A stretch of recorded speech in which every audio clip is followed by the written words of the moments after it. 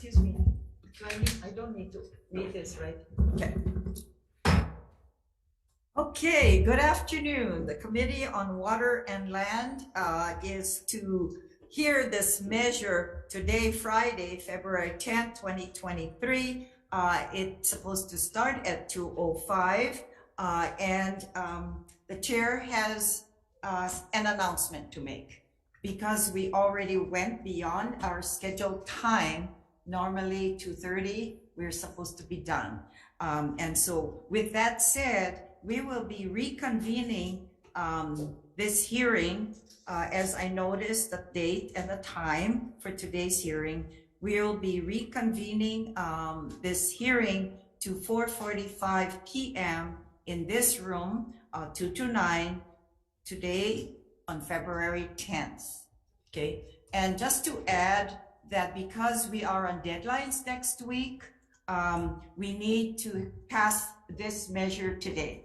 Otherwise, we may not see these measures at least get on to our future work for next week. So we're on a deadline, and the chair and the committee members, thank you, whoever. I need 3 votes though for this afternoon, and appreciate it.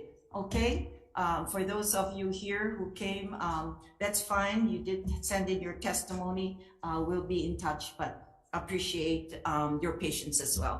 Okay, this concludes the hearing for today. We'll be reconvening at 4:45 again in this room today, February 10th, in room 225, February, yes, I did February 10th. Okay, aloha.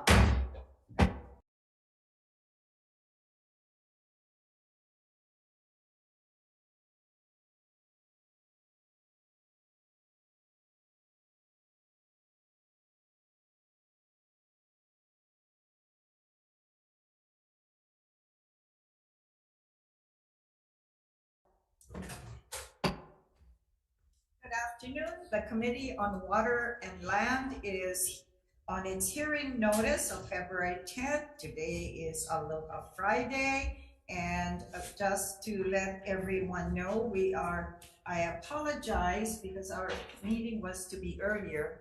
However, we thank all of you for your patience, as this is what we call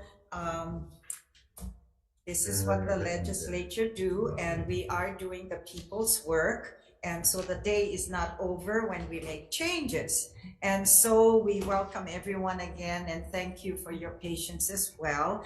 This meeting, including the audio and video of remote participants, is being streamed live on YouTube. You will find links to viewing options on the legislature's website. For our Zoom participants, your testifying audio is muted and the video disabled until shortly before it is your turn to testify. If you do not have additional testimony that is different from your written testimony, and we ask you that you can stand on your written testimony as well. We are limiting testifiers to a minute. That's not similarly, because if it's an agency speaking, we allow you, because the committee would probably ask for more information. So these are for the other testifiers.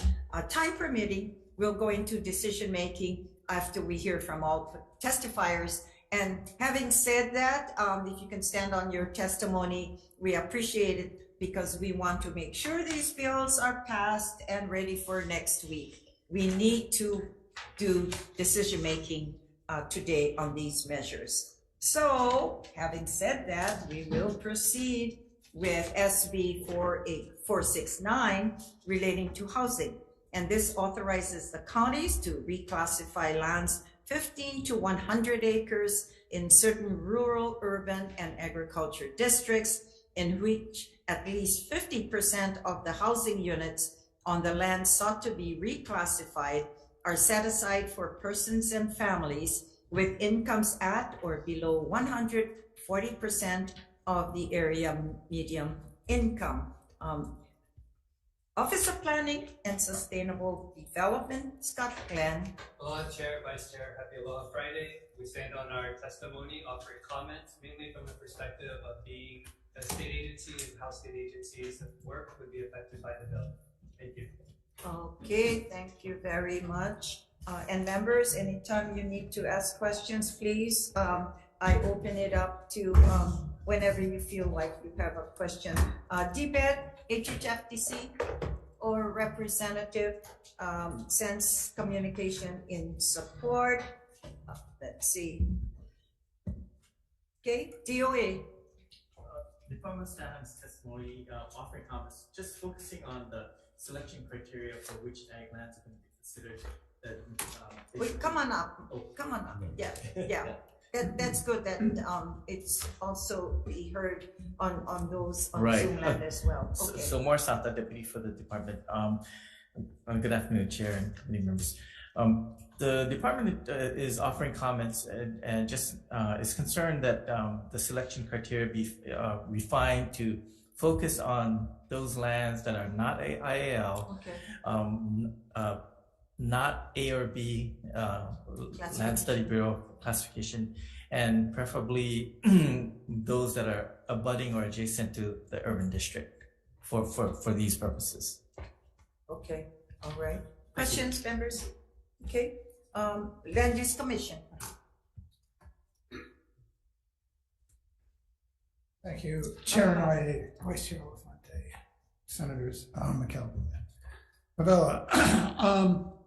You have our written testimony, and I think you've seen it before from year to year as to the concerns that we have with raising the acreage. There's some major long-term policy concerns that are impacted by this measure. We don't believe that there's any evidence that this is going to result in an increase in affordable housing. As a matter of fact, in the short term, we believe that it won't, and will actually be negative. The LUC. Dan, can you move the mic? Okay. It's movable. Thank There we you. go. Appreciate Thank you. it. We'd also like to point out that the LUC is not the problem with housing. As we've stated in prior testimony, there are 45,000 to 65,000 unbuilt homes, 23,600 of them on the Big Island alone that we have approved. However, should this measure move forward, we would urge the committee to to amend the bill to reflect the changes that we have suggested. We believe that those changes will prevent any problems and will satisfy the concerns raised by the agricultural community and the wine community. And your recommendation is from 15 acres as it is now for the counties to 40 acres. Yes, Okay. Chair, that's consistent with past proposals. All right. And it is also to change it to 75% of the homes at 100% of median. 140% of median is not going to result in homes that are going to be usable or purchasable by the most important people that we're concerned about, and that is our nurses, our policemen, and firemen, and generally the shortage. Yeah. And we would also suggest that the process that we currently use for special permits also be used for these projects, which just gives us 45 days to approve, deny, or amend. Okay. Thank you. Any questions of LDC? Yeah, I have a question. So this is going to. Senator Favela. Thank you, Chair. So this is going to exclude anything going through land management. Is this what's going to happen? Because of this certain lands for building houses, is it going to bypass the whole land use? The proposal is for, the bill as it's currently written would have projects on up to 100 acres with 50% of the housing at 140% of median, bypass the Land Use Commission. The only concern, the reason I have that is, okay, in my area, they use that all the time, affordable housing, and then they get the land from the city for $1, yeah, and then they get all of these, again, permits, exclusion, and then they come back, don't tell us, don't tell the community, they go to the city council, go to whoever they gotta go to, change them, saying that we cannot do what we said we could because of construction costs and other things that is happening. See, we don't have these checks and balances, and don't get me wrong, I like build as much homes in my community as much as for my people. Right. But my people cannot afford the houses that they're building. Because right now, they get a project in my community, they say it was supposed to be for senior housing. Now they're changing them. Yeah. So they keep changing them and changing, but if there's no checks and balances, what is the determination in this bill that's gonna hold them accountable if they don't do exactly what they say in this bill? And that's our concern as well, Senator, and that's why we've taken the position that we have on this bill. We believe that the Land Use Commission provides those checks and balances to ensure that projects are built for the benefit of the community. We also don't surprise the community. We have contested case hearings. We're required to notify the community that we're holding hearings, and we're even required to hold our hearings on the island where the land is located, and we try and hold them, even if they're on Oahu, in the community where the land is located. So that is part of our concern with this measure. Because the only reason why, Chair, the reason why I say this is because you guys did a great job in the phasing of OP. At one time it was blanket. It was gonna do the whole project. Yeah. And then because of the phasing, we got some great affordable homes that my family got to buy in there. Are not cheap now, but when they bought them was under 500,000. Hopefully is a good example of where the Land Use Commission can come into play and ensure that the community benefits are built first and that they're built to what was I have promised. a question with regards to your comments, B as in boy, paragraph. A copy of the decision rendered by the county under this section, together with a complete record of the proceedings before the county, shall be transmitted to the Land Use Commission within 60 days after the receipt of the complete record from the county.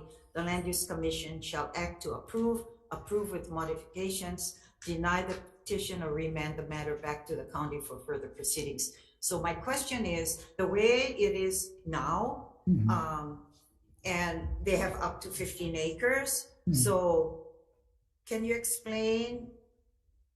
So all those developments after the 15 acres that the county has jurisdiction, but after that, so what has been the process? Or is this a new stuff? This would be in the new process. Okay. Sub 15 acres, the counties handle 100%. Yes. And that hasn't been a problem because those are usually infill projects Right. within the urban district that they may not be urbanized as yet, but they're surrounded by urban. Over 15 acres, this would be a new process in the sense that it hadn't been applied to district boundary amendments previously. It is the same process that we utilize for special permits. And so the county is very, very familiar with how to handle those, and it's something that we know how to handle already. So is this going to be something new for the county? It's new in the sense that it hasn't been applied to district boundary amendments previously, so, but it's not new in the sense that it's a process that they're familiar with. Oh, okay. All right. Any questions? Yes, Senator Elefante.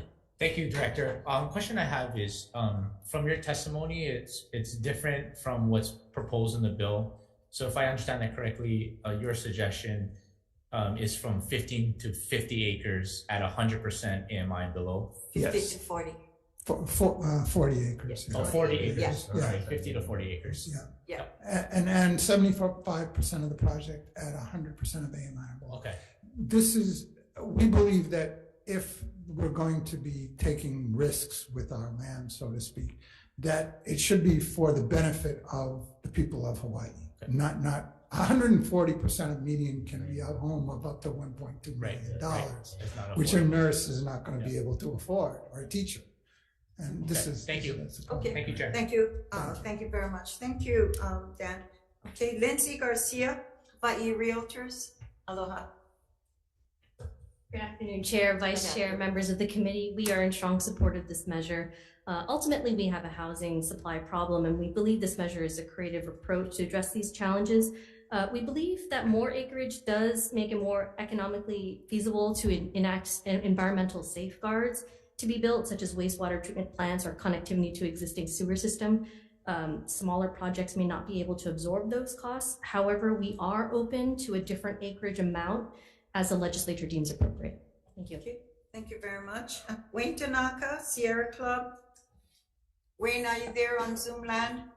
Not present on Zoom, Chair. Did you say? Not present. Not present. Okay, thank you. His communication is in opposition.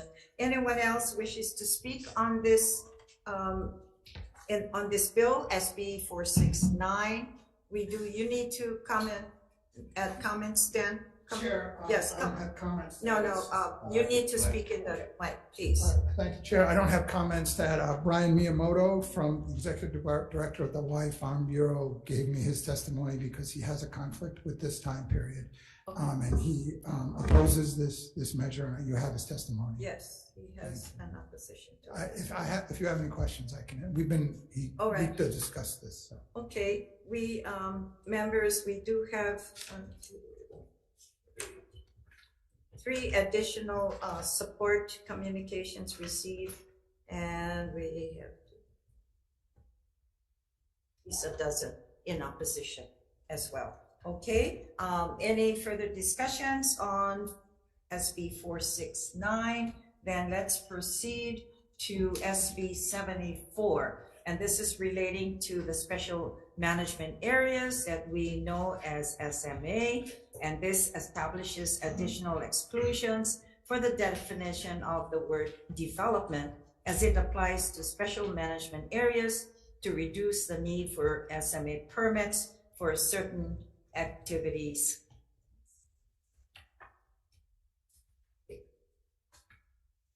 Office of Planning. Good afternoon, Chair. The Office of Planning stands on its testimony, supporting the bill and offering the recommendation of a friendly amendment to insert the word Hawaiian for traditional and customary practices. Okay. Thank you. Any questions of the director? Hearing none. DLNR.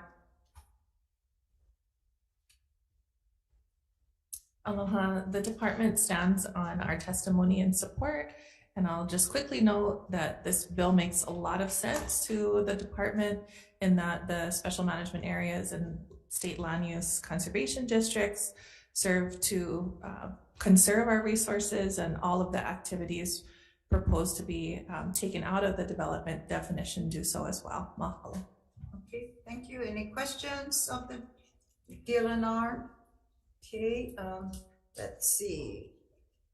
HSAC, Hawaii State Association of Counties, sends communication in support. Is a representative of HSAC on Zoom? Not present on Zoom, Chair. And Dr. Sandy, she said not present. Not present. Okay, all right. Okay, we have Not. 2 communications from the chair of the Maui Council in support, as well as Maui Chamber of Commerce in support as well. Is there anyone else wishes to speak to SB 74? In the back, Chair. Okay, come on. Yes, all right. And aloha, and you will be timed to a minute. Yeah, thank you. Aloha, Kayaka, Chair, Vice Chair, and the committee. My name is Angela Melody Young, testifying on behalf of CARES, and we're just providing comments. All right. Yeah, so for the purpose of uniformity, I echo what the senator from Eva Beach said. There should be an integration of data from the city and state, because both the city and state are responsible in this subject matter of special management areas. Like, for example, Bill 42 implemented additional provisions to protect against the impacts of coastal hazards, including sea level rise. Excuse me, we're on SB 74. You wanted to? Oh, yeah. Yes. I was just commenting that. Another measure. Oh no, because of both the city and the state manage the subject matter, that from the city they were hearing Bill 42 on the city council. Yeah, all right. and then Sorry because about that. Senator mentioned that there should be an integration of the data in regards to like the policies. So it's something that we're just presenting to. Okay. Yeah. All right. Thank you for the opportunity to testify. Thank you. Thank you very much.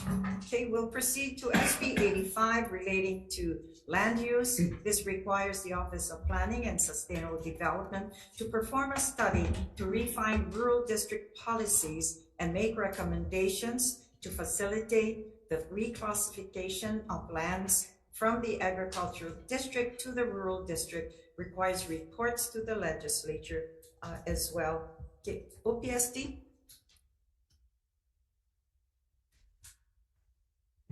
Chair, OPSD supports the measure. We just note that rural districts can play an important role to relieve some of the pressure on our agricultural districts, as well as providing that middle level of development between our very urban areas and our more rural and agricultural areas. We believe this bill would help do that. Thank you. Okay, thank you. Any questions of the director? Department of Ag? Good afternoon, Chair, committee members. Morris Santa with the department. The department notes that this measure is very similar to SB 1292, which is an administration bill that we would prefer. And the reason for that is we believe that SB 1292 is a more comprehensive vehicle to increase the effectiveness of the rural district. Thank you. Thank you.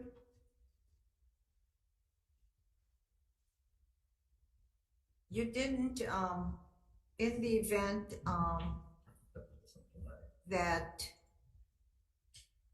with reference to SB 1292 that you just mentioned, you did say it's kind of similar, but there's some additional items on it.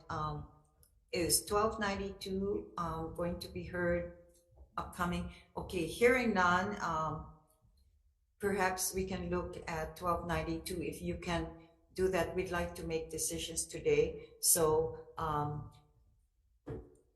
can you go with Brad now in the meantime? And if you can pull up 1292 and see what recommendations that you may have, we can add it on. Okay, if you can go there and look it up. Please, yeah. If you can look at it as well, Scott. Okay, thank you.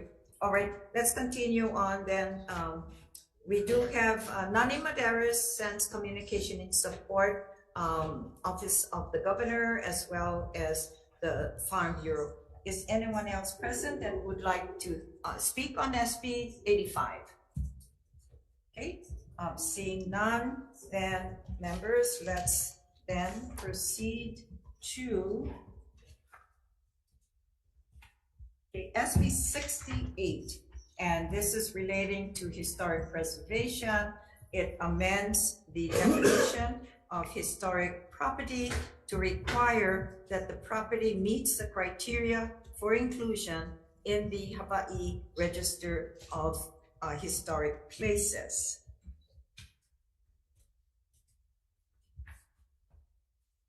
Okay, DLNR. SB 68.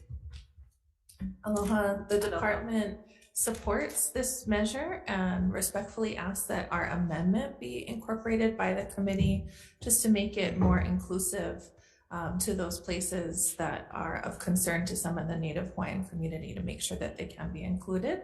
And this is our preferred vehicle as opposed to SB 309.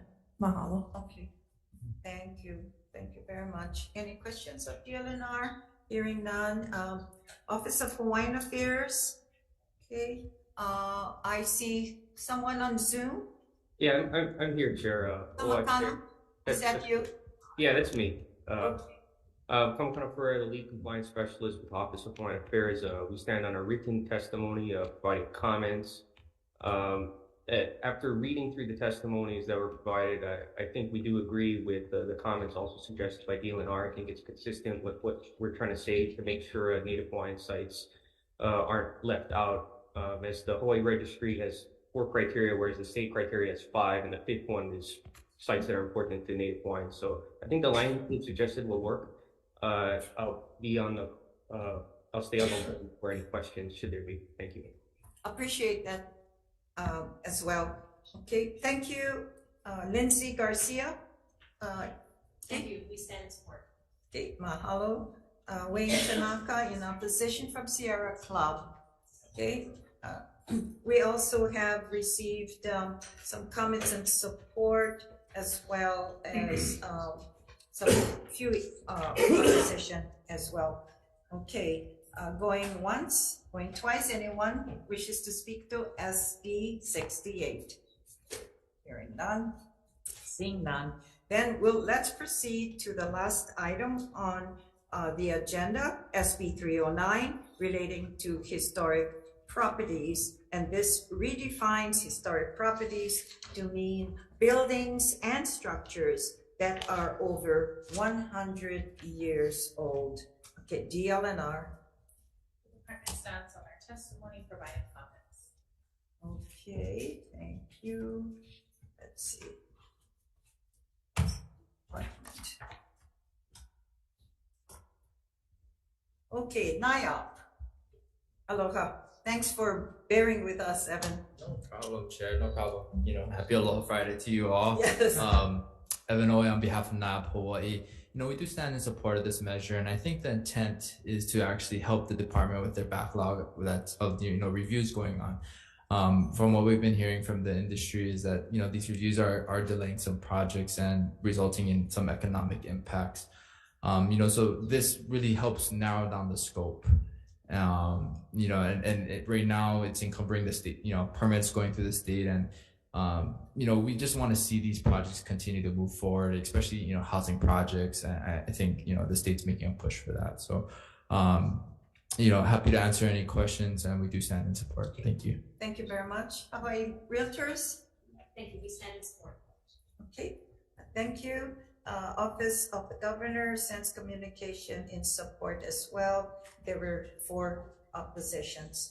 Members, any questions with regards to SB 309? Yeah, just like more clarification, I guess. Anybody from the realtors? Yeah. Lindsay, thank you. Good afternoon, Senator. Yeah, so what is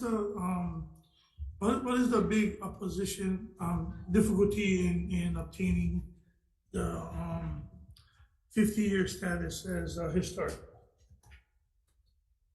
The opposition, sir? Yeah,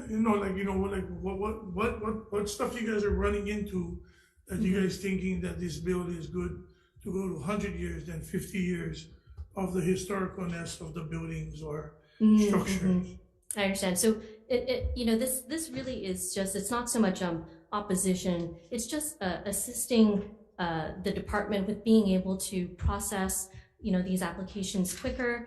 And as we indicate in our testimony, there are actually homes in Mililani that were built over 50 years ago that possibly do not qualify for historic status, and it's just trying to streamline the process and make it easier. Okay. All right. I just, because the concern I have was some of our buildings in the community is 50 years or more, and if they do this 100, then there's going to be a lot of modifications on our historical buildings in Ever Beach that we're keeping plantation style. And if this goes to 100 years, then the shopping center, or is a 50-year plus anniversary we had, that they cannot make any kind of neon signs and drill into the building or anything like that, because of the 50-year preservation, that they gotta go through a process before they can anchor anything on the building. And I just feel that if we go to 100 years, there's a lot of the historical in Eva that don't meet the 100 years in Fernandez Village that is preserved now under they have the seal now, 50 years of that is protected under that current law. So I just wanted to know, as going forward, how is that going to affect those houses that now in that shape that now people are just going to start building now. Fernandez Village is going to look like Gentry. You see what I mean? Because those houses are preserved to look plantation style, to preserve the plantation look in our community, which we love and preserve, to giving the developers or anybody coming in there to changing the look of our old Ella area. Thank you, Senator. We're not trying to, I totally understand what you're saying. We're actually in support of both this measure as well as the previous measure, and the intent really is to try to streamline the process, not to take away. We gotta give them more help. Sure. Take some $100 million for the climate change and give them more positions. Thank you. Senator McKelvey. Real quickly. kind of dovetailing slightly off of his comments. The thing is, there's a lot of places, to his point, where you have buildings that don't meet 100 years, they're 99 years or 98 years, but they're still historical in nature. I think even on the Big Island, Honoka'a side, and there's some buildings over there, historical construction, cultural construction. They're not 100 years old. They're close, but they're not 100 years. And in my area too, they're outside the National Historic District. So, I guess, would there be some kind of an amendment that could be used that, if the building is not technically 100 years old, but there is some sort of historical potential significance that they could then require a review? I think we'd be definitely open to language like that. I think Bill 68 touches on some of those subject matter points.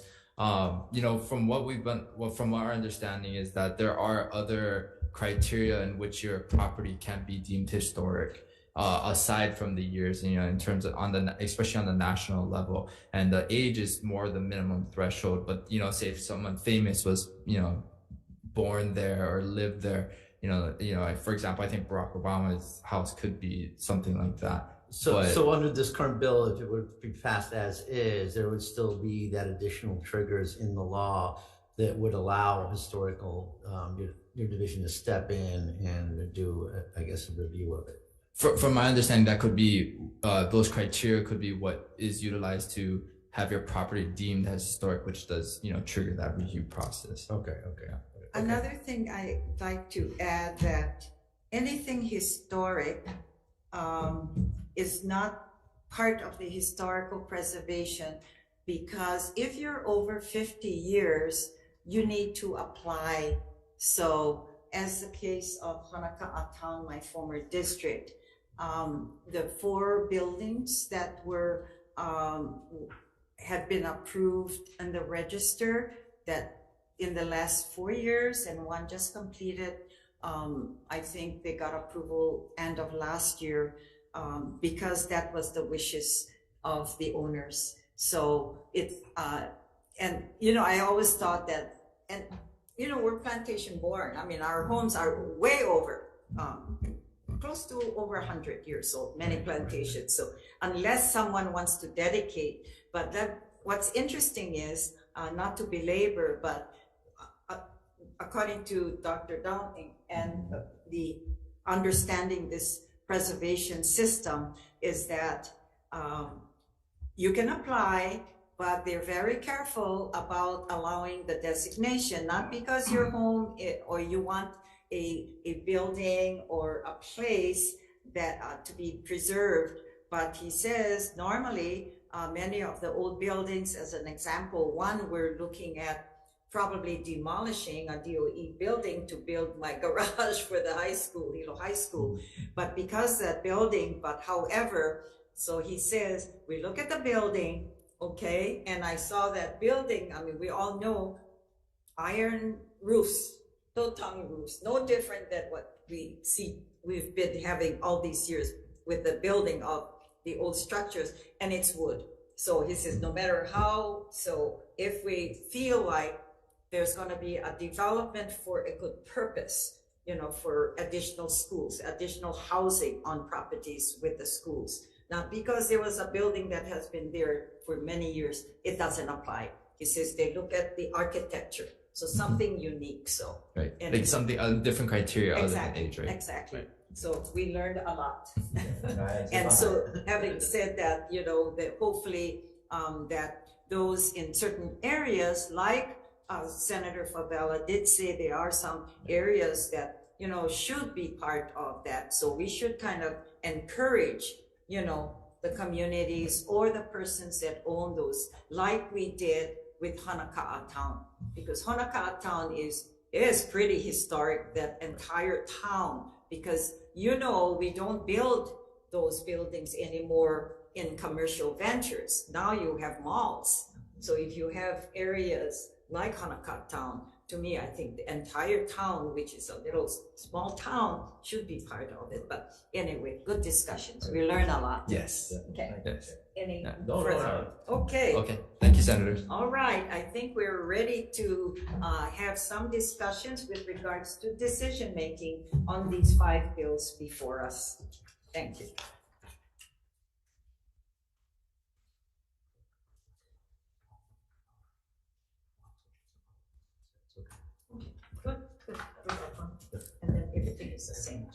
Okay, what about the last one? You said urban. Oh, okay, all right. Okay, thank you. Members, for the recommendations. Okay, all right. With SB 469 relating to sustainable land use, the chair's recommendation is to pass with the amendments, and we'd like to amend the section. Yes. Oh, okay. In the oh, okay. We need to change that. So I agree.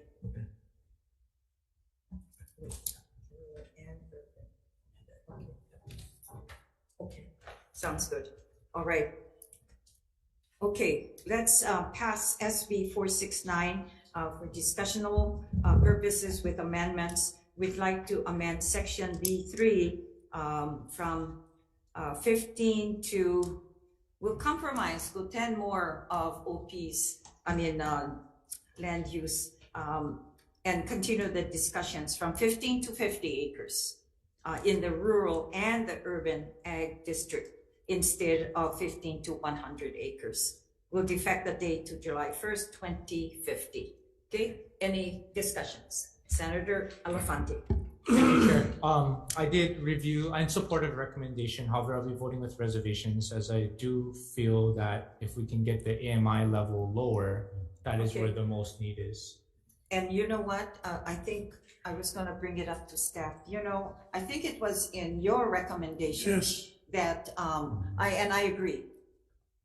Okay, can we have language? Do we have SME person here?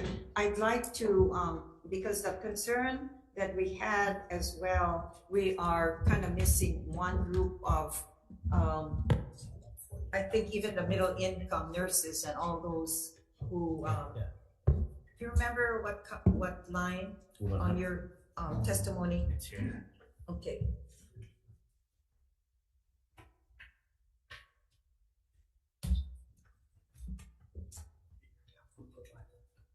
Yeah.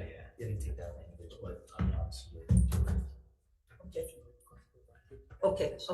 Okay. So with the amendments, my recommendation was from 15 to 50, and including the language from Land Use Commission. And it reads, provided that at least 75% of the housing units on the land sought to be reclassified under this paragraph are set aside for persons and families with incomes at or below 100% of the area median income. In addition, in rent, maybe we don't need that part. Yeah, okay, all right. Okay, any further discussion? Senator Elefante. Thank you, Madam Chair. With that further amendment, I will remove my reservations and be in support. Thank you for that. Any further discussion? So with me, Chair, I was gonna vote no, but because of the amendments, I'm gonna support the measure. Oh, good. Okay, having said that, then Vice Chair, let's approve Chair's recommendation with SB 469 that we pass with amendments. Any further discussions? Okay, hearing none, Vice Chair for the vote. Chair goes aye. Chair's recommendation is to pass SB 469 with amendments. Chair votes aye. Vice Chair votes aye. Senator Chang is excused. Senator McKelvey. Yes. Senator Favela. Aye. Madam Chair, the measure passes with amendments. Okay, thank you so much. SB 74 relating to special management areas. Chair's recommendation will adopt the OPSD's amendment on page 7, line 8 by inserting Hawaiian before traditional. Okay, and we'll adopt HSEC's amendment, that's the State Association of Counties, to delete the square feet threshold for single family residences excluded from the definition of development under the SMA law, and authorizes the counties to further define the single family residences in the SMA through zoning. We'll also defect the date to July 1st, 2050 for continued discussions. Any comments? Okay, any discussions? Hearing none, Vice Chair for the vote. Chair votes aye.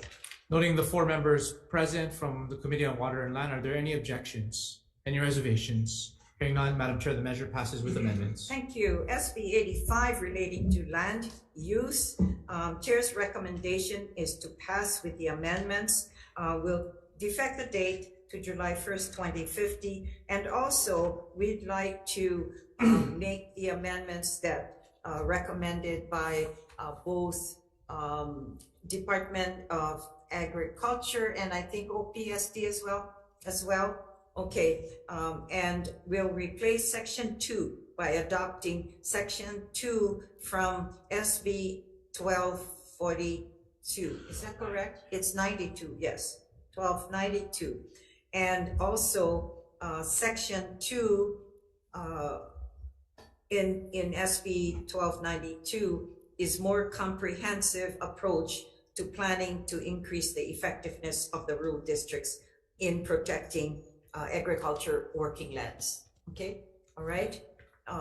Any further discussions? Hearing none, Vice Chair for the vote. Chair goes aye with amendments. Okay, Chair's recommendation is to pass SB 85 with amendments of the 4 members present. Are there any objections? Any reservations? Hearing none, Madam Chair, the measure passes with amendments. Okay, SB 68 relating to historic preservation. Chair's recommendation, we pass with amendments, and we'll adopt DLNR's amendments to amend section 6E-2 of the HRS by replacing the word which with the word that, and insert or have important value to Native Hawaiians or other ethnic group of the state due to associations with cultural practices once carried out or still carried out at the property, or due to associations with traditional beliefs, events, or oral accounts that are important to the group's history, traditional practices, and cultural identity. And we'll also defect the date to July 1st, 2050 for continued discussions. Any discussions, any comments? Hearing none, Vice Chair for the vote, SB 68 with amendments. Chair goes aye. Chair's recommendation is to pass SB 68 with amendments of the 4 members present. Any objections? Any reservations? Hearing none, Madam Chair, the measure passes with amendments. Okay, thank you. With regards to SB 309 relating to historic preservation, Chair recommendation is to defer this indefinitely. And I agree with DLNR's concerns that defining historic property by age alone is problematic. Okay, thank you. This concludes our Waterland hearing, and I think we did great progress today. We did. Good Aloha. job, Chair. Thanks.